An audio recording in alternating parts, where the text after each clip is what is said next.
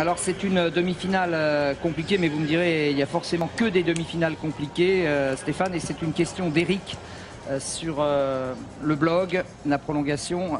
Comment sont constitués les groupes des demi-finales pour avoir Lemaitre, Frater et Bolt dans la même demi? En fait, c'est pas en fonction du bilan de l'année, parce que c'est vrai que là, ça fait beaucoup de monde pour la même demi-finale, vu qu'il y en a 3. Mais c'est en fonction des résultats. Thompson a par exemple très mal couru en série, un chrono à 10,31, il me semble, de mémoire, et un record à 9,85 cette saison. Donc normalement, il devrait être tête de série, se retrouver ailleurs. Et puis ben voilà, c'est le jeu des championnats. Après, il y a une logique en fonction des places et des temps pour composer les demi-finales. Darius Cook pour la Pologne. Au couloir numéro 1, Marlon Devonish, inusable britannique, 10-14 cette année pour Marlon. Ce sera compliqué pour lui.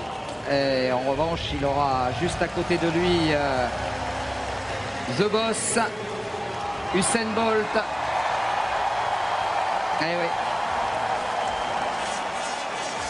Le public de Daegu qui évidemment est fan d'Usain comme le monde entier. 9,58 son record du monde, Usain Bolt qui fait le show. À côté de lui, beaucoup plus intériorisé, Michael Frater. Beaucoup plus petit aussi. Et trapu. Avec une fréquence dans les premiers enchaînements de foulée qui est assez impressionnante. C'est un peu chez Ian Fraser au masculin. Des potes. Et voilà notre TGV de Culose, Christophe Lemaitre. Au couloir numéro 5, Christophe. Quel rendez-vous pour Christophe aujourd'hui. Il a rendez-vous avec l'histoire, avec un Américain également, Trail Caimons, qui sera au couloir numéro 6, 10,04 cette année. Et puis attention à Richard Thompson, Alex le disait, il a couru en 9,85 cette année. C'est vrai qu'il n'a pas très bien couru sa série, mais sait-on jamais avec le sprinter de Trinidad. Enfin, il ne faudrait surtout pas oublier Saïdi Douré, d'origine gambienne, naturalisé norvégien et qui lui est descendu également sous les 10 secondes. Cette saison. Ouais, 9,99. C'est très compliqué pour Christophe, mais on le savait, hein, pour entrer en finale, c'est forcément compliqué. Je vous rappelle la règle du jeu, prendre l'une des 2 premières places ou espérer une qualif au temps. Il y aura 2 repêchés au temps sur l'ensemble des 3 demi-finales. Pierre Carras, son entraîneur, craignait d'ailleurs cette composition de demi-finale. Il avait un petit peu prévenu tout le monde, hein, ne vous enflammez pas trop.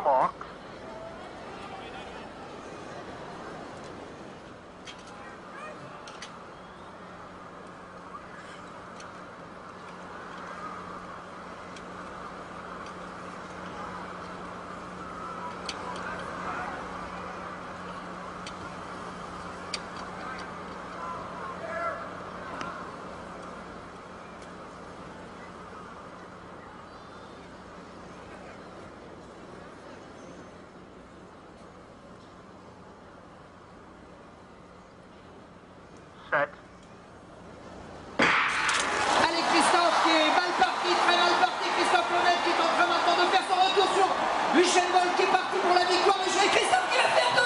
Il est 2.